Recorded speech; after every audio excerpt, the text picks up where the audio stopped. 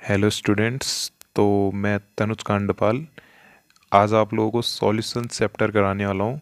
तो वीडियो को देखिएगा, ठीक है, आप लोग एंड तक। और जो भी चीज़ें आप लोगों के पेपर में इससे रिलेटेड आएंगी, इससे रिलेटेड आप लोगों के पेपर में आएंगी चीज़ें, तो वीडियो को आप लोगों को देखने हैं, ठीक है। अब चलिए शुरू करते हैं, और मैं शॉर्ट में ही बताऊंगा, ठीक है। तो शॉर्ट में आप लोगों को समझा दूंगा, बाकी आप लोगों को लिखना है इस पे। तो देखिएगा, सबसे पहले हमारे पास क्या है, राउल्ट लॉ आप लोगों के सिलेबस में देखे दे रखे हैं। उसको सिलेबस में क्या करना है आप लोगों को एक बार देख लेना, ठीक है। तो राउल्ट लॉ क्या होता है, देखो एक बार। एक हमारा जो साइंटिस्ट था राउल्ट, उसने क्या करा कि वेपर प्रेशर किसी भी बाइनरी सॉल्यूशन मतलब उस पर दो चीज़ें होंगी। और सॉल्यूशन कब बनता है, जब दो चीज़ें आपस में मिलती है। दो चीज़ें मिलनी मिलनी चाहिए, ठीक है। दो चीज़ें जब आपस में मिलती हैं तब जाके हमारा बाइनरी सॉल्यूशन बनता है। और वो दो चीज़ें क्या होती हैं हमारी, एक होता है सॉल्यूट और एक होता है हमारा सॉल्वेंट, ठीक है। अब सॉल्यूट हमारे एक से ज़्यादा हो सकते हैं, सॉल्वेंट एक ही रहते हैं हमेशा सॉल्यूशन में। तब जाके बाइनरी सॉल्यूशन। तो बाइनरी सॉल्यूशन में क्या कहना चाह रहे हैं कि उस पे वेपर प्रेशर का वैल्यू बताने के लिए, बाइनरी सॉल्यूशन में जो कब फॉर्म होता है, या तो दो वॉलेटाइल लिक्विड से फॉर्म होता है, या फिर एक नॉन वॉलेटाइल सॉल्यूट और वॉलेटाइल लिक्विड से फॉर्म होता है बोल रहे हैं, ठीक है। या तो ऐसा हो सकता है बोल रहे कि वो दो के दो वॉलेटाइल हो, मतलब दो के दो क्या हो जाएं, इवेपोरेट हो जाएं। इवेपोरेट होना मतलब कि वो वॉलेटाइल है। या अगर वो इवेपोरेट नहीं हो पाएगा तो सॉल्यूट हमारा नॉन वॉलेटाइल, जैसे नमक। नमक को हम लोग पानी में घोल देंगे, ठीक है। नमक को अगर हम लोग पानी में घोल देंगे तो वो इवेपोरेट नहीं हो पाएगा, ठीक है। नमक अगर इवेपोरेट नहीं हो पाएगा तो वो क्या हो जाएगा, नॉन वॉलेटाइल सॉल्यूट, क्योंकि हम लोग नमक को घोल रहे हैं। किस में घोल रहे हैं, अगर पानी में एग्जांपल बता रहा हूँ, तो वो क्या हो जाएगा हमारा वॉलेटाइल लिक्विड, क्योंकि पानी इवेपोरेट हो जाता है तो वॉलेटाइल लिक्विड हो जाएगा। और पानी में घोल लें इसलिए वो सॉल्वेंट, ठीक है। तो दो केसेस आते हैं बोल रहे राउल्ट लॉ के अंदर। ये उसका नाम है, एनसीईआरटी वगैरह अपनी बुक्स में देख लेना, जो भी तुम्हारी बुक्स हैं, ठीक है। तो देखो राउल्ट लॉ पहले अगर हम लोग माने कि बाइनरी सॉल्यूशन किससे, दो के दो हमारे वॉलेटाइल लिक्विड है, मतलब कि दो के दो अगर इवेपोरेट हो जाते हैं, ठीक है। तो देखो सबसे पहले तो टेम्परेचर कांस्टेंट होना चाहिए, ठीक है। टेम्परेचर अगर कांस्टेंट होगा तो जो हमारा पार्शियल प्रेशर है दोनों कंपोनेंट का, दोनों कंपोनेंट मतलब कि हमारा बाइनरी सॉल्यूशन किससे बना है, सॉल्यूट प्लस सॉल्वेंट। और सॉल्यूट भी हमारा वॉलेटाइल है। ये यहाँ पर कोई हेडिंग लिखी है, टू वॉलेटाइल लिक्विड्स, ठीक है। तो दो कंडीशन है, यही पेपर में लिखना है आप लोग को, इंपॉर्टेंट भी है। तो देखो इसको, अगर हमको कांस्टेंट टेम्परेचर में पार्शियल प्रेशर जो है हमारा, कांस्टेंट टेम्परेचर में जो पार्शियल प्रेशर है बाइनरी सॉल्यूशन में, वो किसके बराबर होगा बोल रहे, vapour pressure of pure component और उसके मोल फ्रैक्शन के बराबर। तो इसको समझते हैं, देखिए ये तो आप रट लोगे, ठीक है, इसको तो आप पढ़ लोगे। अब इसको देखो, जो हमारा पार्शियल प्रेशर है, जैसे पी ए, ठीक है। ए कंपोनेंट माना मैंने एक, और दूसरा कंपोनेंट माना मैंने बी, ठीक है। यहाँ पर को देखना, ए कंपोनेंट माना और दूसरा माना बी। तो उसका जो पार्शियल प्रेशर है पी ए वाले का और बी वाले का पी बी, ठीक है। दो कंपोनेंट माने, दो से ज़्यादा भी हो सकते हैं, लेकिन हम लोगों ने बाइनरी सॉल्यूशन लिया तो ए बी से बने हैं, ठीक है। तो ए का पार्शियल प्रेशर, बी का ये, ठीक है। तो किसके बराबर होगा बोल रहा है, उसका वेपर प्रेशर वो किसका, प्योर फॉर्म में, ठीक है, पी नॉट ए और पी नॉट बी इसके, और मोल पी नॉट ए एक्स ए। अब ये एक्स ए क्या है, जाई है, जिसको हम लोग बोलते हैं मोल फ्रैक्शन। ये मोल फ्रैक्शन और वेपर प्रेशर के प्रोडक्ट के इक्वल होगा, ठीक है। कौन सा वेपर प्रेशर है, प्योर फेज का, पी नॉट है तब लिखे। ऐसे ही बी के लिए भी हो जाएगा। तो अगर हम लोग टोटल सॉल्यूशन का अगर वेपर ये प्रेशर निकालेंगे, पार्शियल प्रेशर, तो कितना आएगा, पी एस आएगा टोटल प्रेशर। तो किसके बराबर होगा, P A plus P B, इन दोनों को ऐड कर देंगे, ठीक है। जहाँ हमारा क्या है, पी ए और पी बी क्या है, हमारा पार्शियल प्रेशर है, ठीक है। पार्शियल प्रेशर जो अप्लाई करते हैं सॉल्यूशन उसके वेपर फेज में, ठीक है। पार्शियल प्रेशर जो अप्लाई करेंगे वहाँ पर को, क्योंकि दो के दो वॉलेटाइल है तब, ठीक है। तो जितना प्रेशर अप्लाई करेंगे उसको क्या बोलेंगे हम लोग, पी ए और पी बी। और अगर वो प्योर फेज में है तो उनका वेपर प्रेशर कितना होगा, प्योर कंपोनेंट पी नॉट ए और पी नॉट बी से उसको डिनोट करें हम लोगों ने, ठीक है, ए और बी के लिए, ठीक है। तो इसको आप लोगों को समझना है, ये प्योर फेज में P naught A P naught B. और अगर पार्शियल प्रेशर ए और बी का अगर वैसे ही सपोज करेंगे तो वो क्या है हमारा, simply P A P B, ठीक है। इतना क्लियर हो जाएगा यहाँ पर को, ठीक है। अब इसके बाद वाली चीज़ देखना है यहाँ पर को, ठीक है। देखो राउल्ट लॉ हमारा बाइनरी सॉल्यूशन में अगर नॉन वोलेटाइल सॉल्यूट हमारा होगा, ठीक है, जैसे मैंने नमक बताया पानी में उसको अगर डाल लें, ठीक है। तो अगर हमारा नॉन वोलेटाइल सॉल्यूट को मिक्स किया जाता है वोलेटाइल लिक्विड के साथ, तो क्या हो जाता है, सरफेस एरिया इवेपोरेट होने के लिए सरफेस एरिया क्या हो जाता है, कम हो जाते हैं बोल रहे, इवेपोरेट होने के लिए सरफेस एरिया क्या हो जाता है, कम हो जाते हैं। जिसकी वजह से क्या होता है, वेपर प्रेशर में लोवरिंग आती है, इसी को क्या बोलते हैं, लोवरिंग इन वेपर प्रेशर बोलते हैं। तो इसके लिए एक यहाँ पर को दे रखे हैं हम लोगों ने एक स्टेटमेंट, तो देखना उसको कांस्टेंट टेम्परेचर, यहाँ भी कांस्टेंट टेम्परेचर रहेगा। जो वेपर प्रेशर है, जो कमी आ रही है वेपर प्रेशर में, क्यों आ रही है? क्योंकि सरफेस एरिया कम हो जा रहा है। सरफेस एरिया कम क्यों रहा है? क्योंकि यहाँ पर को नॉन वॉलेटाइल सॉल्यूट डाल दे रहे हैं हम लोग, ठीक है, नॉन वॉलेटाइल सॉल्यूट डाल दे रहे हैं। तो वैसा ही हो जाएगा, पहले ए कंपोनेंट के लिए क्या हो जाएगी हमारी value, P naught is I A, उसके पार्शियल प्रेशर की, बी के लिए पी नॉट भी आई बी, ठीक है। अब हम लोग को बाइनरी सॉल्यूशन में अगर प्लस करेंगे P A plus P B जैसे पहले करा था, लेकिन अब क्या है, हमारा सॉल्यूट क्या है, नॉन वॉलेटाइल है, मतलब कि उसकी वैल्यू क्या हो जाएगी, P naught B I B की वैल्यू जीरो है, इस पूरे टर्म की वैल्यू जीरो हो जाएगी। तो इस पूरे टर्म की वैल्यू जीरो हो जाएगी, तो ये वाला टर्म पूरा जीरो हो जाएगा। तो बचेगा क्या, P S equal to P naught A chi है, ठीक है, इतना बचेगा। अब पी एस के नीचे अगर मैं पी नॉट ए को भेजूंगा यहाँ पर को, तो क्या हो जाएगा, P S upon P naught A equal to जाई है, ठीक है। आसान है, बस थोड़ा सा समझ जाओगे तो हो जाएगा, मैथ्स वालों का हो जाएगा, बस थोड़ा बायोलॉजी वालों को थोड़ा इसको देखना पड़ेगा, तो आप लोगों को भी समझ में आ जाएगा, ठीक है। अब देखते हैं अगली चीज़ इस पर। तो देखिए अब आसान है, थोड़ा सा ही बचे, देखिए, ठीक है। यहाँ पर को देखना, अगर मैं यहाँ पर को क्या कर देता हूँ, दोनों साइड से वन को सब्सट्रैक्ट कर दूंगा, लेफ्ट हैंड साइड से भी राइट हैंड साइड से भी, तो देखिएगा इस पर क्या हो जाएगा, वन माइनस ये, ठीक है। अब इस पर एलसीएम लेंगे तो क्या हो जाएगा, P naught A minus P S upon में पी नॉट ए, और यहाँ पर को वन माइनस जाई ए क्या हो जाएगा, हमारा जाई भी बन जाएगा। क्यों?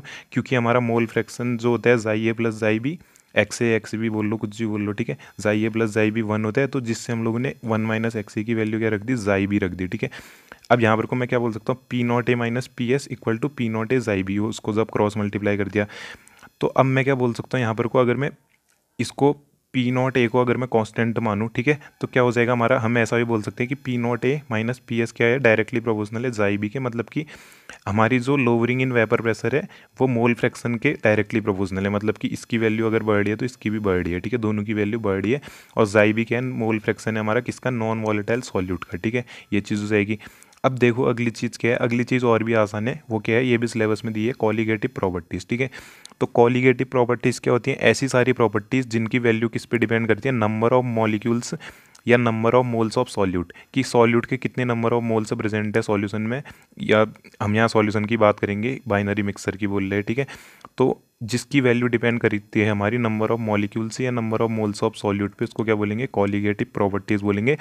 लेकिन ये उसके नेचर पे डिपेंड नहीं करती, बस उसका कितना नंबर ऑफ मोल्स या मॉलिक्यूल्स हैं उस पर डिपेंड करती है, लेकिन उसके नेचर पे डिपेंड नहीं करती, तो उसको क्या बोलेंगे हम लोग, कॉलीगेटिव प्रॉपर्टीज़ बोलेंगे, ठीक है। कॉलीगेटिव प्रॉपर्टीज़ हमारे पास चार टाइप की होती हैं। Relative lowering in vapour pressure, यहाँ पर को लिखा हुआ है रिलेटिव लोअरिंग वेपर प्रेशर। अब अगला देखो यहाँ पर को, ठीक है, अगला देखना एलिवेशन इन बॉइलिंग पॉइंट, ठीक है, elevation in boiling point, depression in freezing point, osmotic pressure, ठीक हो गया। अब देखो सबसे पहले relative lowering in vapour pressure, थोड़ा बहुत आप लोगों को ये एलिवेशन इन बॉइलिंग पॉइंट का जैसे लगेगा, मतलब वो तो अभी देखा नहीं है ना, ये इससे पीछे जो देखा उसी की तरह लगेगा, ये मतलब राउल्ट लॉ की तरह, ठीक है। देखना relative lowering in vapour pressure, तो क्या हो जाता है, कह रहे हैं वेपर प्रेशर में कमी आ जाती है। तो वेपर प्रेशर क्या होता है कि जब हमारा कोई भी सॉल्यूशन में से जो भी हमारा वेपर फेज में जा रहा है, ठीक है, इवेपोरेट होके, तो कितना प्रेशर लगाएगा, लिक्विड की सरफेस होती है हम लोग को पता है, उसकी सरफेस पे कितना प्रेशर लगेगा, उसको वेपर प्रेशर बोलते हैं। अभी इस चीज़ को हम लोग आगे पे को देखेंगे वेपर प्रेशर को डेफिनेशन से, बस इतना समझ लो कि वेपर फेज में जब कोई हमारा सॉल्यूशन के कंपोनेंट जा रहे हैं तो कितना प्रेशर लगेंगे लिक्विड की सरफेस पे, उसको वेपर प्रेशर बोलते हैं। अब देखो यहाँ पर को इस चीज़ को देखना, ठीक है, जब हमारा नॉन वॉलेटाइल सॉल्यूट को हम लोग डिजोल्व कर देते हैं वॉलेटाइल लिक्विड में, ठीक है, नॉन वॉलेटाइल सॉल्यूट मतलब इवेपोरेट नहीं हो पा रहे, वॉलेटाइल लिक्विड में पानी जैसे इनमें डिजोल्व कर देते हैं, तो क्या हो जाता है, सरफेस एरिया में कमी आ जाती है, तो उससे क्या हो जाता है, लोअरिंग इन वेपर प्रेशर हो जाती है, ठीक है। प्योर फॉर्म के कंपेयर में क्या हो जाता है, वेपर प्रेशर में कमी आ जाती है सॉल्वेंट के, ठीक है। तो क्यों हो जाती है, सरफेस एरिया कम हो जाता है वेपराइजेशन का, क्यों कम हो जाता है, क्योंकि हम लोग उस पर नॉन वोलेटाइल सॉल्यूट डिजोल्व कर रहे हैं, लिखा भी है यहाँ पर नॉन वोलेटाइल सॉल्यूट। तो इस डिक्रीज को अगर हम लोग क्या करेंगे, वेपर प्रेशर की इस कमी को हम लोग क्या करेंगे, अगर प्योर सॉल्वेंट के वेपर प्रेशर के रिस्पेक्ट में अगर हम लोग इस डिक्रीज को देखेंगे, वेपर प्रेशर की वैल्यू की डिक्रीज को, अगर हम लोग प्योर फॉर्म में जो सॉल्वेंट का वेपर प्रेशर है उसके रिस्पेक्ट में देखेंगे अगर वेपर प्रेशर को, तो क्या हो जाएगा का, इसको हम लोग क्या बोलते हैं, relative lowering in vapour pressure, ठीक है, relative lowering in vapour pressure. तो देखो हमने सपोज करा कि हम लोगों के पास वॉलेटाइल सॉल्वेंट है ए, मतलब कि ये इवेपोरेट हो जा रहा है, सॉल्वेंट जिसमें हम लोग घोल लें सॉल्यूट को, जैसे वाटर एक्सेट्रा कुछ भी हो सकता है, ठीक है। नॉन वॉलेटाइल सॉल्यूट जैसे नमक, ठीक है, ये बी हो गया। अब वेपर प्रेशर क्या हो जा रहा है, किस पे डिपेंड करेगा, बस इसके ए पे डिपेंड करेगा, क्योंकि बी तो हमारा नॉन वोलेटाइल है। तो हम लोग यहाँ पर को प्रोपोर्शनल बोल सकते हैं, पी एस प्रोपोर्शनल टू जाई है, ये वाला टर्म देखना। अब पी एस क्या है हमारा, पी एस इक्वल टू इसकी जगह कांस्टेंट, ये सॉल्यूशन का टोटल वेपर प्रेशर, ठीक है। तो देखो के कांस्टेंट है हमारा, इसकी जगह क्या रख सकते हैं हम लोग, पी नॉट ए, ये प्योर फॉर्म में जो उसका पार्शियल प्रेशर था ए कंपोनेंट का, क्योंकि ए ही क्यों आ रहा है, क्योंकि बी पे वो डिपेंड नहीं कर रहा है, ये हम लोगों ने अभी पहले देखा था। फिर इसको रीअरेंज करके P S upon P naught A equal to जाई हो जाएगा, ठीक है। अब देखना अगली चीज़, ये देखो आसान से आप लोगों को समझ में भी आ जाएगा। देखो जाई ये क्या होता है, मोल फ्रैक्शन होता है, तो उसकी जगह मैं क्या लिख सकता हूँ, उसका नंबर ऑफ मोल्स अपॉन में टोटल मोल्स ऑफ कंपोनेंट, ठीक है, हो जाएगा एन ए अपॉन में N A plus N B. अब ऐसा ही अगर मैं यहाँ पर को करूँ कि वन अगर दोनों से माइनस कर दूँ, इस साइड से भी इस साइड से भी, तो क्या हो जाएगा, ये देखो पी नॉट है, इसके एलसीएम लेंगे, ठीक है, इस तरफ भी एलसीएम लेंगे, तो क्या हो जाएगा, यहाँ पर को N A plus N B ऊपर चले जाएगा, आ गया, और माइनस एन ए हो जाएगा, ठीक है, और N A plus N B नीचे तो है ही, यहाँ पर को P naught A minus P S. तो देखो एन ए से ये वाले एन ए से ये वाला एन ए कटा, बचा गया एन बी अपॉन में N A plus N B, ठीक है, पी नॉट ए माइनस इतना देखना है। अब हम लोगों को पता है एन बी अपॉन में N A plus N B क्या होगा, जैसे एन ए अपॉन में एन ए के number of moles, A component के नंबर ऑफ मोल्स, ए क्या है हमारा सॉल्वेंट, उसके नंबर ऑफ मोल्स अपॉन में टोटल मोल्स ऑफ कंपोनेंट क्या था, उसका मोल फ्रैक्शन, ए वाले का मोल फ्रैक्शन। ऐसी अगर हम लोग बी वाले की बात करेंगे तो बी के लिए क्या हो जाएगा, chi B, mole fraction of solute, ठीक है। तो जो हमारा लोवरिंग इन वेपर प्रेशर है वो कहीं ना कहीं मोल फ्रैक्शन ऑफ सॉल्यूट पे इक्वल आ रहे हैं, ठीक है, रिलेटिव लोवरिंग इन जो वेपर प्रेशर है, जहाँ हमारा P naught A minus P S क्या है, लोवरिंग इन वेपर प्रेशर, जब हम लोगों ने नॉन वोलेटाइल सॉल्यूट मिलाया सॉल्वेंट में, ठीक है। अब देखो यहाँ पर को relative lowering in vapour pressure क्या है हमारा, ये क्यों हो जा रहा है relative lowering in vapour pressure, क्योंकि हम लोग प्योर फॉर्म में जो ए कंपोनेंट है उसके रिस्पेक्ट में इसको देख रहे हैं लोवरिंग इन वेपर प्रेशर को, तो ये रिलेटिव लोवरिंग वेपर प्रेशर तो किसके बराबर आ रहा है, मोल फ्रैक्शन ऑफ सॉल्यूट के बराबर आ रहा है, ठीक है। अब देखते हैं अगली चीज़, देखिएगा आप। अब देखो मोल फ्रैक्शन की वैल्यू कैसे निकाल सकते हैं हम लोग, मोल फ्रैक्शन तो हम लोग को पता है P naught A minus P S equal to chi B, ठीक है, जाई बी क्या हमारा मोल फ्रैक्शन है, ये वाली चीज़ ये पीछे बताया थोड़ा मैंने। अब इससे हम लोग मोलर मास कैसे निकाल सकते हैं, किसका निकाल सकते हैं मोलर मास, ये, ठीक है, नॉन वोलेटाइल सॉल्यूट का कैसे मोलर मास निकाल सकते हैं, मतलब उसका वेट एक तरीके से, मतलब मोलर मास, जैसे आप लोग किसी भी कंपाउंड का मोलर मास निकालते हो, तो जाई बी क्या हो जाएगा, एन बी अपॉन में N A plus N B. अब हम लोग N A plus N B को किसके इक्वल बोल सकते हैं, एन ए के इक्वल क्यों बोल सकते हैं, क्योंकि सॉल्यूट तो कम अमाउंट में होता है, आप लोगों को पता है कम अमाउंट में होता है ना सॉल्यूट, तो N A plus N B किसके इक्वल सपोज करें, एन ए के इक्वल, तो यहाँ पर को क्या हो जाएगा, N A plus N B क्या हो जाएगा, एन बी अपॉन में एन ए, ठीक है। अब देखो वेट ऑफ सब्सटेंस अपॉन में atomic mass of that substance क्या होता है हमारा, number of moles, number of moles क्या होता है, वेट ऑफ सब्सटेंस अपॉन में उसका एटॉमिक मास या मोलर मास भी बोलते हैं, ठीक है, ये नंबर ऑफ मोल्स हो जाएगा, ठीक है, उसका एटॉमिक मास, सॉरी ये नंबर ऑफ मोल्स किसके बराबर है, वेट ऑफ सब्सटेंस अपॉन में एटॉमिक मास, मोलर मास जो बोल रहा हूँ मैं, ठीक है। ये देखो P naught A minus P S क्या हो जाएगा, फिर ये एन बी की जगह क्या बोल सकता हूँ मैं, उसका वेट अपॉन में उसका एटॉमिक वेट, ठीक है, और ऐसे ही क्या हो जाएगा एन ए की जगह डब्ल्यू ए अपॉन में एम ए। तो हम लोग क्या निकाल सकते हैं यहाँ से, एम बी की वैल्यू, एम बी क्या है हमारा, मोलर मास ऑफ सॉल्यूट है, ठीक है। इसको एक बार और समझोगे तो समझ में आ जाएगा, मैं बस ऐसी, ये हमारा क्या है, relative lowering in vapour pressure, और एम बी क्या है हमारा, मोलर मास ऑफ सॉल्यूट है, ठीक है, मोलर मास ऑफ सॉल्यूट है। अब देखो अगली चीज़ क्या है हमारी, अगली चीज़ है हमारी एलिवेशन इन बॉइलिंग पॉइंट, ठीक है। तो सबसे पहले बॉइलिंग पॉइंट को देखते हैं। सबसे पहले तो आसान भाषा में हमारा बॉइलिंग पॉइंट क्या होता है कि ऐसा टेम्परेचर जिस पे हमारा कोई भी लिक्विड बॉयल हो जाएगा, ठीक है, कोई भी लिक्विड हमारा इवेपोरेट हो रहा है, बॉयल हो रहा है, उसको क्या बोलते हैं, बॉइलिंग पॉइंट। लेकिन अगर साइंस में बोलेंगे तो, और अगर इसको अच्छे से डिफाइन करना चाहें तो क्या होता है, ऐसा टेम्परेचर जिसमें जो वेपर प्रेशर है प्योर सॉल्वेंट का, वेपर प्रेशर है प्योर सॉल्वेंट का वो एटमॉस्फेरिक प्रेशर के इक्वल हो जाता है, उसको क्या बोलते हैं, बॉइलिंग पॉइंट। तो देखो हमारा जो वेपर प्रेशर है, ये वेपर प्रेशर वाला कर्व है और ये टेम्परेचर वाला कर्व है, तो ये जब 1 एटीएम के इक्वल हो जा रहे हैं यहाँ पर को, 1 एटीएम के इक्वल हो जा रहे हैं यहाँ पर को, ठीक है, तो उसको क्या बोलेंगे हम लोग, बॉइलिंग पॉइंट बोलेंगे किसी भी लिक्विड के लिए, ठीक है।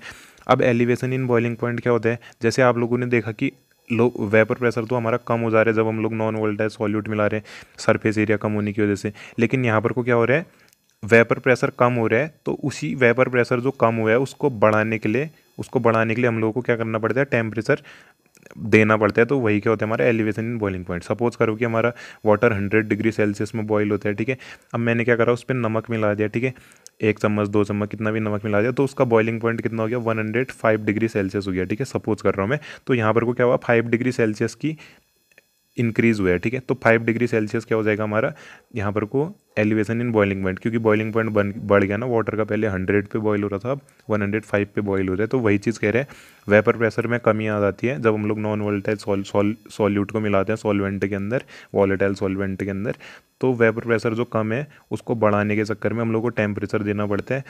तो जितना टेम्परेचर हम लोग देते हैं उसी को एलिवेशन इन बॉइलिंग पॉइंट बोलते हैं। देखो पहले हमारा सॉल्यूशन इतने पे बॉईल हो जा रहा था, ठीक है, लेकिन अब क्या हो रहा है, सॉल्वेंट में अगर हम लोग इम्प्योरिटी मिला दे रहे हैं, नॉन वोलेटाइल सॉल्यूट मिला दे रहे हैं, तो क्या हो जाता है, टेम्परेचर ज़्यादा देना पड़ता है, जिसको हम लोग डेल्टा टी भी कहते हैं। ऐसा ग्राफ भी बना सकते हो आप लोग, ठीक है, टीचर भी खुश हो जाएगा। अब देखना अगली चीज़, ये देखो डेल्टा टी बी क्या होता है हमारा, एलिवेशन इन बॉइलिंग पॉइंट।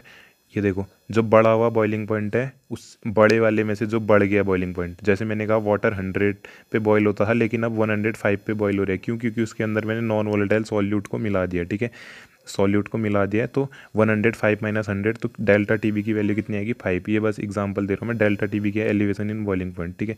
अब देखो ये देखो, अगर आप लोगों को डेल्टा टी बी का फॉर्मूला, डेल्टा टी बी क्या होता है हमारा, डायरेक्टली प्रोपोर्शनल होता है मोलैलिटी के, मोलैलिटी के डायरेक्टली प्रोपोर्शनल होता है, ठीक है, मोलैलिटी के डायरेक्टली प्रोपोर्शनल। तो अगर मैं मोलैलिटी को यहाँ से यहाँ पर को डायरेक्टली प्रोपोर्शनल है, डायरेक्टली प्रोपोर्शनल को हटाऊंगा तो क्या लिख सकता हूँ उसकी जगह, कांस्टेंट, जिसको क्या बोलते हैं, मोलर एलिवेशन कांस्टेंट, ठीक है। अब देखो मोलैलिटी क्या होता है हमारा, number of moles of solute upon में मास ऑफ सॉल्वेंट, सॉल्वेंट का मास, ठीक है। एम क्या है हमारा, एन बी अपॉन में डब्ल्यू ए, एन बी क्या है number of moles of solute, और डब्ल्यू ए क्या है हमारा मास ऑफ सॉल्वेंट, ठीक है, सॉल्वेंट का मास आता है मोलैलिटी के फॉर्मूले।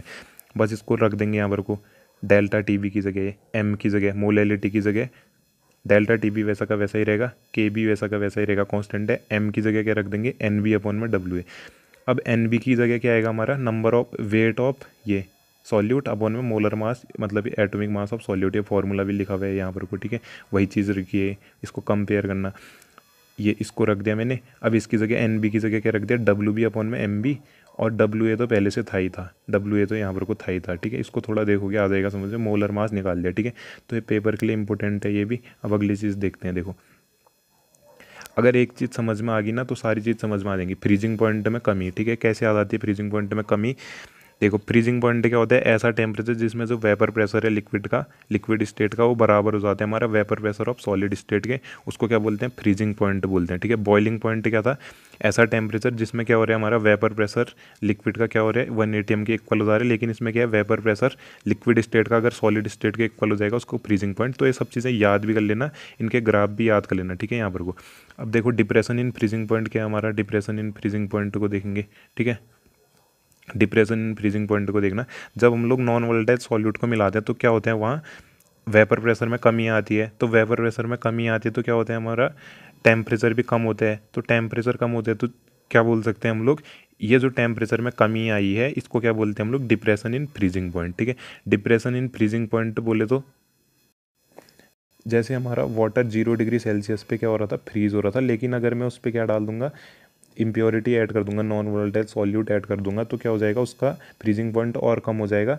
मान लेते हैं कि -5 डिग्री सेल्सियस हो जाएगा। तो अब 0 डिग्री सेल्सियस पे बर्फ़ हमारी नहीं जमेगी, ठीक है। हमको क्या करना पड़ेगा, टेम्परेचर को और कम करना पड़ेगा, तब जाके हमारी फ्रीजिंग पॉइंट आएगा वाटर का, ठीक है।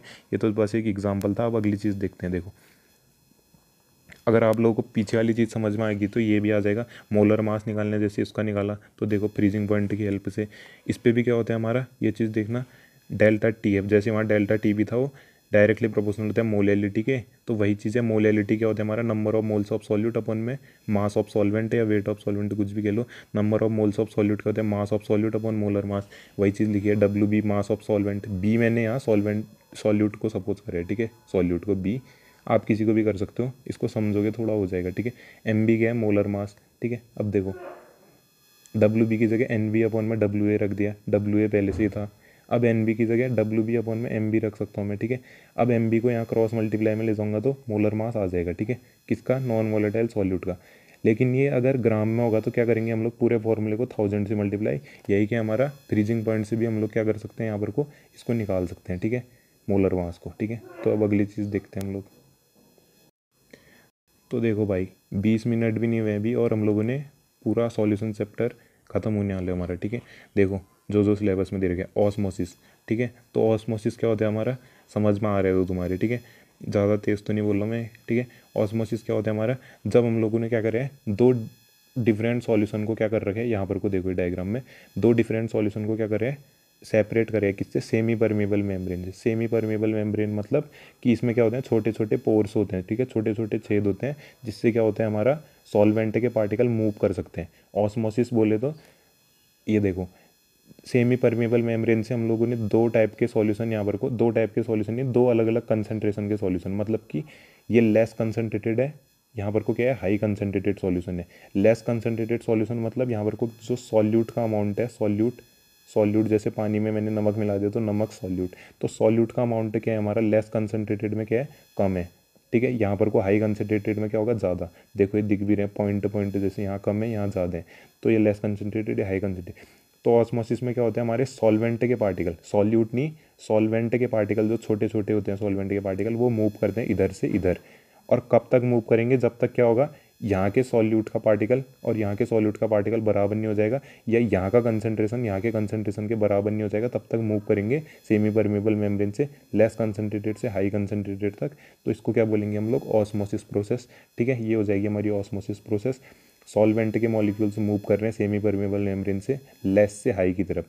लेस से क्यों कर रहे होंगे, देखो यहाँ सॉल्यूट कम है तो साफ सी बात है सॉल्वेंट ज़्यादा होगा, यहाँ सॉल्यूट ज़्यादा है तो साफ सी बात है कि सॉल्वेंट कम होगा, ठीक है। तो तब जाके यहाँ सॉल्वेंट के मॉलिक्यूल यहाँ से यहाँ मूव कर रहे हैं, ठीक है, इधर से इधर। इसको डायग्राम याद कर लेना, सब याद हो जाएगा। डिफ्यूज़न उसी का उल्टा क्या होता है, डिफ्यूज़न में इसमें भी दो डिफरेंट कंसंट्रेशन के सॉल्यूशन, ठीक है, दो डिफरेंट कंसंट्रेशन के सॉल्यूशन एक दूसरे से सेपरेट किए गए हैं सेमी परमेबल मेम्ब्रेन से। लेकिन यहाँ क्या होता है, हाई से लो की तरफ क्या मूव करते हैं, हमारे हाई से लो की तरफ हमारा फ्लो करता है सॉल्यूट और सॉल्वेंट पार्टिकल का, सॉल्यूट और सॉल्वेंट पार्टिकल दोनों फ्लो करेगा बोल रहे हैं हाई से लो की तरफ, ठीक है।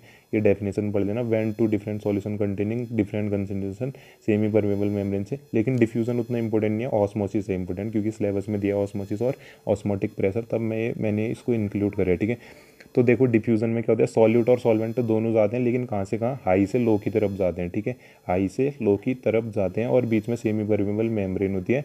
सॉल्यूट और सॉल्वेंट दोनों पार्टिकल हाई से लो, यहाँ लो से हाई, और वो भी कौन, सॉल्वेंट के पार्टिकल, इतना याद रखना, ठीक है। एनसीईआरटी से पढ़ोगे उतना अच्छे से समझ में नहीं आएगा, मतलब जो भी तुम्हारी बुक है एनसीईआरटी बोल रहे हैं, मेरे को 12th वालों की आदत होगी ना, ठीक है। अब देखो हम लोग क्या करते हैं, ऑस्मोसिस और डिफ्यूजन में डिफरेंस से थोड़ा अच्छे से समझ में आएगा। ऑस्मोसिस में क्या हो रहा है, सॉल्वेंट के पार्टिकल मूव कर रहे हैं लेस से हाई की तरफ, लेकिन डिफ्यूजन में क्या हो रहा है, सॉल्यूट और सॉल्वेंट दोनों मूव कर रहे हैं हमारा हाई से लेस की तरफ, ठीक है, हाई से लेस कंसंट्रेशन, इतना तो समझ ही सकते हो, बीएससी वाले बच्चे हो तुम लोग, ठीक है। ऑस्मोसिस में क्या होता है, सेमी परमेबल मेम्ब्रेन होता है, लेकिन डिफ्यूजन में क्या होता है, सेमी परमेबल मेम्ब्रेन हो भी सकती है या नी भी हो सकती है, ठीक है, सेमी परमेबल मेम्ब्रेन हो भी सकती है, नी भी हो सकती है। अच्छा, अच्छा डिफ्यूज़न में मैं क्या बोल रहा था, सेमी परमेबल मेम्ब्रेन होती है ना, तो डिफ्यूज़न में हमारा सेमी परमेबल मेम्ब्रेन नहीं होगी, यहाँ पर को होगी सेमी परमेबल मेम्ब्रेन, इधर नहीं है, ठीक है। इधर क्या है, डिफ्यूज़न बिना सेमी परमेबल मेम्ब्रेन के भी हो जाता है। जैसे तुम लोगों ने परफ्यूम डाला, ठीक है, अपने ऊपर परफ्यूम डाल लो तुम लोग, तो सबको उसकी खुशबू चले जा रही है, क्यों जा रही है, क्योंकि डिफ्यूज़न हो रहा है, ठीक है, ऐसे समझ लो इसको। अब देखो अगली चीज़, हम लोग अगर ऑस्मोसिस और डिफ्यूज़न को ऐसे समझें तो देखो, ऑस्मोसिस में क्या होता है, लेस से हाई की तरफ जाते हैं, कौन जाते हैं, सॉल्वेंट के पार्टिकल, लेकिन यहाँ सॉल्यूट और सॉल्वेंट दोनों जाते हैं कहाँ से, हाई से लेस कंसंट्रेशन की तरफ। ऑस्मोसिस में हमारा सेमी परमेबल मेम्ब्रेन होती है, डिफ्यूज़न में हमारा नहीं होती है, ठीक है, यहीं से मुझे याद आए। ऑस्मोसिस में क्या होता है, सॉल्वेंट के पार्टिकल मूव करते हैं कहाँ से, लेस कंसंट्रेशन से हाई की तरफ, लेकिन डिफ्यूज़न में सॉल्यूट और सॉल्वेंट दोनों मूव करते हैं हाई से लेस की तरफ। और क्या होता है हमारा, ऑस्मोसिस क्या होती है, लिक्विड में आती है, बस लिक्विड में देख सकते हैं। डिफ्यूज़न हमारा गैस में, लिक्विड में, ठीक है, जितने सभी में दिखा रहे हैं डिफ्यूज़न, ठीक है। तो अब देखो अगली चीज़, ये बहुत आसान है, यही सिलेबस में भी दे रखे, क्या पता आ भी जाए, ठीक है। Most important elevation in boiling point डिफरेंशन के बाद यही है, ठीक है। ऑस्मोटिक प्रेशर, ऑस्मोसिस क्या था, जब हमारा लेस से हाई की तरफ सॉल्वेंट के पार्टिकल मूव कर रहे थे, ठीक है। तो ऑस्मोटिक प्रेशर क्या होता है, ऐसा प्रेशर जिससे ये जो यहाँ से यहाँ को सॉल्वेंट की पार्टिकल मूव कर रहे हैं लेस से हाई की तरफ, तो वो प्रेशर रुक जाए, ठीक है। इतना प्रेशर हम लोग हाई की तरफ से लगाएंगे कि ये सेमी परमेबल मेम्ब्रेन से सॉल्वेंट के पार्टिकल का फ्लो स्टॉप हो जाए, उसको क्या बोलेंगे हम लोग, ऑस्मोटिक प्रेशर बोलेंगे, ठीक है। और ये प्रेशर हम लोग किससे लगाएंगे, पिस्टन की तरफ से, ठीक है, पिस्टन से लगाएंगे, और इसी को क्या बोलेंगे, ऑस्मोटिक प्रेशर बोलेंगे। और इतना प्रेशर जिससे क्या हो जाए, ये हमारा ऑस्मोसिस प्रोसेस रुक जाए, उसको ऑस्मोटिक प्रेशर बोलते हैं। रिवर्स ऑस्मोसिस है नहीं हमारा, रिवर्स ऑस्मोसिस में क्या हो जाएगा, इसी का उल्टा हो जाएगा, क्या हो जाएगा, ये अगर प्रेशर हम लोग बहुत ज़्यादा लगा देते हैं तो क्या हो जाता है, कह रहे हैं रिवर्स ऑस्मोसिस में ये ऑस्मो पिस्टन की मदद से प्रेशर जब लगाएंगे तो क्या होगा, हाई से लो की तरफ जाने लग जाते हैं, रिवर्स हो जाते हैं, रिवर्स ऑस्मोसिस। ठीक है, इसको देखो, ये इंपॉर्टेंट है, दे रखे सिलेबस में ऑस्मोटिक प्रेशर के रूल्स। ठीक है, तो देखो रूल्स कौन कौन से रूल्स होते हैं। जब हम लोगों ने क्या कर रखे हैं, डिफरेंट सॉल्यूशन को सेपरेट करे ऑस्मोसिस में, ठीक है, डिफरेंट कंसंट्रेशन वाले सॉल्यूशन को, तो दो लॉ लगते हैं, बोल रहे एक बॉयल्स लॉ, एक चार्ल्स लॉ। ठीक है, बॉयल्स लॉ चार्ल्स लॉ कभी पढ़ा भी होगा तुम लोगों ने। तो बॉयल्स लॉ में क्या होता है, टेम्परेचर कांस्टेंट होता है, टेम्परेचर में कोई चेंज नहीं होगा। तो टेम्परेचर जब कांस्टेंट होता है, जो हमारा ऑस्मोटिक प्रेशर है सॉल्यूशन का, वो डायरेक्टली डिपेंड होता है कंसंट्रेशन ऑफ सॉल्यूशन के। जैसे ऑस्मोटिक प्रेशर को हम लोग पाई से दिखाते हैं, ठीक है, वो मैथ्स वाला पाई वो वाला नहीं है, दूसरे है, इसका सिंबल है। तो ऑस्मोटिक प्रेशर डायरेक्टली प्रोपोर्शनल है कंसंट्रेशन के सॉल्यूशन के। ठीक है, कब है, जब हमारा टेम्परेचर कांस्टेंट है। ठीक है, पाई डायरेक्टली प्रोपोर्शनल टू सी। अब हमारा कंसंट्रेशन क्या होता है, number of moles of solute upon में वॉल्यूम ऑफ सॉल्यूशन, वही चीज़ लिखी है देखो, ये कंसंट्रेशन। ये तो हमारा पाई डायरेक्टली प्रोपोर्शनल हो जाएगा एन अपॉन वी। अगर एन की वैल्यू 1 मोल है तो क्या हो जाएगा, osmotic pressure directly proportional to, मतलब inversely proportional to volume of solution. ठीक है, ये हो जाएगा। अब अगली चीज़ देखते हैं, देखो अगला क्या है हमारा, चार्ल्स वॉन्टॉफ लॉ। ठीक है, चार्ल्स लॉ बोल सकते हो। तो उसमें क्या था, बॉयल्स लॉ में टेम्परेचर कांस्टेंट था, यहाँ क्या है हमारा प्रेशर कांस्टेंट है। तो प्रेशर जब सॉल्यूशन में हम लोग कांस्टेंट करेंगे ऑस्मोटिक प्रेशर को, या जो भी प्रेशर होगा, तो हमारा जो ऑस्मोटिक प्रेशर है वो डायरेक्टली प्रोपोर्शनल होगा टेम्परेचर के। तो टेम्परेचर के डायरेक्टली प्रोपोर्शनल है, तो ये वाली हमारी होगी सेकेंड इक्वेशन। ठीक है, ये हो गई सेकेंड इक्वेशन।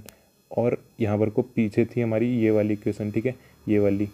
अब देखो अगली इक्वेशन यहाँ पर को, अगर हम लोग 1/v जो पीछे से निकाला मल्टीप्लाई बाई टी दोनों से हो जाएगा। ठीक है, तो t/v आ जाएगा, ये आ जाएगा।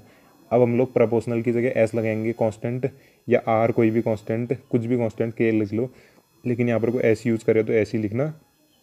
तो देखो पाई इक्वल टू ST/v हो जाएगा, लेकिन अगर v को उस तरफ भेजेंगे क्रॉस मल्टीप्लाई करके तो इतना हो जाएगा। और n मोल, ये तो 1 मोल के लिए होगा, लेकिन अगर n मोल होंगे तो NST, और s क्या होगा हमारा 8.314, जो भी कांस्टेंट की वैल्यू है, कुछ भी हो सकती है, वो अलग अलग उसकी यूनिट्स के ऊपर डिपेंड करेगी। 8.314, 0.082, 1.98। ठीक है, इसको आप लोग देख सकते हो। अब अगली चीज़ देखेंगे,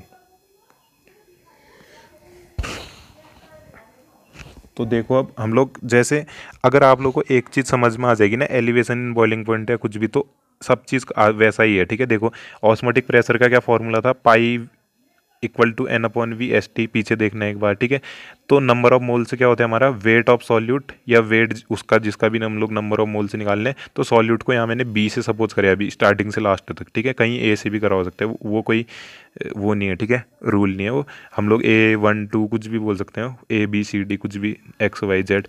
यहाँ देखो वेट ऑफ सॉल्यूट अपॉन में एटॉमिक मास ऑफ सॉल्यूट। ठीक है, तो इसको रख देंगे WB/MB। ठीक है, यहाँ से हम लोग MB की वैल्यू निकाल देंगे, MB की हमारा मोलर मास ऑफ सॉल्यूट। ठीक है, अगर 1 लीटर हमारा वॉल्यूम है तो ये हो जाएगा फॉर्मूला। ठीक है, अब अगली चीज़ देखते हैं, इस पर इसको नोट कर लेना है ये। ठीक है, मोस्ट इम्पोर्टेंट है। अब देखो आइडियल और नॉन आइडियल सॉल्यूशन, ये भी मैं शॉर्ट में बता देता हूँ। हमारे दो, जब हमारे वॉलेटाइल सॉल्वेंट में हम लोग मिक्स करते हैं, ठीक है, वॉलेटाइल सॉल्वेंट को मिक्स करते हैं एक दूसरे के साथ, ठीक है, दो डिफरेंट वॉलेटाइल सॉल्वेंट को, तो क्या होता है हमारा सॉल्यूशन फॉर्म होता है, बोल रहे हैं। ठीक है, तो वो सॉल्यूशन हम लोग दो कैटेगरी में डिवाइड कर सकते हैं, आइडियल और नॉन आइडियल में। तो आइडियल क्या होता है हमारा, शॉर्ट में बता रहा हूँ, देखो आइडियल क्या होता है, राउल्ट लॉ को फॉलो करना चाहिए। राउल्ट लॉ क्या था, जो पार्शियल प्रेशर है वो प्योर फॉर्म के वेपर प्रेशर और मोल फ्रैक्शन के इक्वल है। ए कंपोनेंट, ए क्या था हमारा, सॉल्वेंट लिया था, सॉल्यूट जो भी लिया है उसको पीछे देख लेना। ठीक है, P0 इज आई, है बुक में मिल जाएगा, PB इक्वल टू P0 भी आई भी। और जो हमारा डेल्टा एच मिक्सिंग है, मतलब कि जो एंथैल्पी में चेंज है वो जीरो आएगा। ठीक है, कोई भी एंथैल्पी में चेंज नहीं है, जीरो के बराबर होगा वो डेल्टा एच मिक्स करने के बाद जब सॉल्यूशन बना दे रहे हैं। वॉल्यूम में कोई चेंज नहीं आएगा। ठीक है, शॉर्ट में बता रहा हूँ मैं, जो इंटरेक्शन ए लगा रहे हैं और बी लगा रहे हैं तो सॉल्यूशन का इंटरेक्शन AB होगा। ठीक है, ए इंटरेक्शन और बी इंटरेक्शन किसके बराबर होगा, का AB इंटरेक्शन के बराबर होगा, इनमें जब सॉल्यूशन बन रहा है। तो अगली चीज़ देखो, अब ये देखो आइडियल सॉल्यूशन का ये हमारा ग्राफ, ये मोस्ट इंपोर्टेंट है, ये बना दोगे तो टीचर भी खुश। ठीक है, देखो जब हमारा मोल फ्रैक्शन हम लोग 1 ले रहे हैं ए की वैल्यू, तो बी की वैल्यू 0 हो जाएगी इस तरफ, यहाँ ए की वैल्यू 0 ले रहे थे, यहाँ बी की वैल्यू 1। ठीक है, अब देखो यहाँ पर को प्रेशर कितना होगा, पी ए होगा यहाँ पर को, ठीक है। और उस तरफ कितना होगा, पी बी। फिर बस क्या कर देना है आपको, यहाँ पर को लाइन जोड़ देनी है, ठीक है। ये कौन सी लाइन हो जाएगी, पी नॉट बी जाई बी। ये कौन सी हो जाएगी, पी नॉट ए जाई ए। यहाँ पर को पी ए की वैल्यू हाईएस्ट है, लेकिन यहाँ जीरो है ना, तभी ये इस टाइप का ग्राफ बन रहा है, ठीक है। तभी ये इस टाइप का ग्राफ बन रहा है। और पूरे सॉल्यूशन के लिए कौन सा आ जाएगा, इधर से इधर तक, ठीक है। इसको समझने के लिए आप लोग कैसे समझ सकते हो, वेपर प्रेशर वाला कर्व ये है, मोलैलिटी वाला मोल फ्रैक्शन वाला ये है, ठीक है। तो ऐसे करके समझ सकते हो। यहाँ मोल फ्रैक्शन 1 है तो यहाँ पर वो क्या होगा, उसका बी की वैल्यू जीरो है तो क्या हो जाएगा, इस इधर पे को बी जीरो हो जाएगा ना, तभी तो पी नॉट बी जाई बी यहाँ पर को जीरो हो जा रही है, क्योंकि बी की वैल्यू इस तरफ आने में जीरो हो जा रही है, लेकिन यहाँ जाने में बी की वैल्यू हाईएस्ट हो जा रही है। क्यों हो जा रही है, क्योंकि वहाँ बी की वैल्यू 1 है, ए की वैल्यू यहाँ जीरो हो जाएगी, ठीक है। ए सॉल्यूट सॉल्वेंट जो भी लिया, ठीक है। अब देखो नॉन आइडियल सॉल्यूशन क्या होता है, उसी का उल्टा, राउल्ट लॉ को फॉलो नहीं करेगा। ये एंथैल्पी में चेंज होगा मिक्स करने के बाद, सॉल्यूट सॉल्वेंट को जब मिक्स करेंगे, वॉल्यूम में कोई चेंज आएगा। और देखो ए ए इंटरेक्शन और बी बी इंटरेक्शन किसके बराबर होगा, नहीं होगा बराबर, ठीक है। ए बी इंटरेक्शन के बराबर नहीं होगा, जबकि पीछे हो रहा था ए ए इंटरेक्शन और बी बी इंटरेक्शन बराबर हो रहे थे, ठीक है। अब देखो अगली चीज़ देखो, अब नॉन आइडियल सॉल्यूशन भी दो टाइप के, पॉजिटिव डेविएशन और नेगेटिव डेविएशन, ठीक है। पॉजिटिव मतलब कि अगर राउल्ट लॉ को ओबे जो कर रहे हैं हमारे नॉन आइडियल सॉल्यूशन, उससे अगर ऊपर की तरफ आएगा तो पॉजिटिव डेविएशन, अगर नीचे की तरफ आएगा ग्राफ तो नेगेटिव डेविएशन। देखो जैसे अगर पी ए की वैल्यू जो हमारे पार्शियल प्रेशर की वैल्यू है वो प्योर फॉर्म और मोल फ्रैक्शन के उससे ज़्यादा आ जाए, ठीक है, ग्रेटर देन आ जाए, तो उसको क्या बोलेंगे हम लोग, ये पॉजिटिव डेविएशन वाला केस है। ज़्यादा, इसमें ज़्यादा है सब चीज़। देखो एंथैल्पी की वैल्यू भी ज़्यादा हो रही है, बोल रहे हैं जीरो से, ठीक है। एंथैल्पी की वैल्यू भी जीरो से ज़्यादा हो रही है, ठीक है, जीरो से ज़्यादा हो रही है। और वॉल्यूम भी जीरो से ज़्यादा हो रहा है। और इंटरेक्शन भी हमारा ए इंटरेक्शन और बी बी इंटरेक्शन क्या हो रहा है, ज़्यादा हो रहेगा ए बी इंटरेक्शन से, ठीक है। इसको ग्राफ से देखो एक बार, ये देखो ग्राफ से देखो ये, ठीक है। ग्राफ देखो इसका, ये नॉर्मल ग्राफ था जो पीछे वाला, उसी में बस ऊपर ऊपर ऊपर ऐसे कर देना है, हर जगह ऊपर ऊपर ऊपर ऐसे कर्व्ड डॉट टाइप का। अब देखो नॉन आइडियल में क्या होगा, देखो पी ए की जो वैल्यू है पार्शियल प्रेशर ए की और बी की, ए की वैल्यू इससे कम होगी P naught as I A से, और बी की value P naught B I B से कम होगी, ठीक है। इसको क्या बोलते हैं, नेगेटिव डेविएशन वाला non ideal solution. Enthalpy of mixing zero से लेस होगी, यहाँ भी वॉल्यूम ऑफ मिक्सिंग जीरो से लेस होगा। ए इंटरेक्शन और बी बी इंटरेक्शन क्या होगा हमारा, ए बी इंटरेक्शन से कम होगा, ठीक है। अब देखो नीचे नीचे कर देना है यहाँ पर को, ठीक है। जो नॉर्मल ग्राफ था उसको देख के नीचे नीचे कर देना है। अब अगली चीज़ देखते हैं हम लोग, ठीक है। ये हमारा लास्ट टॉपिक होगा, इसके बाद ज़्यादा कुछ है भी नहीं। तो अगर समझ में आते तुम लोगों को तो ध्यान दिया होगा जिसने, उसको समझ में आएगा। क्योंकि अब ऐसे है कि छोटे बच्चे तो होने कि तुम्हें एक एक चीज़ में छोटे छोटे ऐसे वैसे बताऊँ, ठीक है, तुम्हें आ ही जाएगा समझ में। देखो ठीक है, होशियार भी हो गई शायद।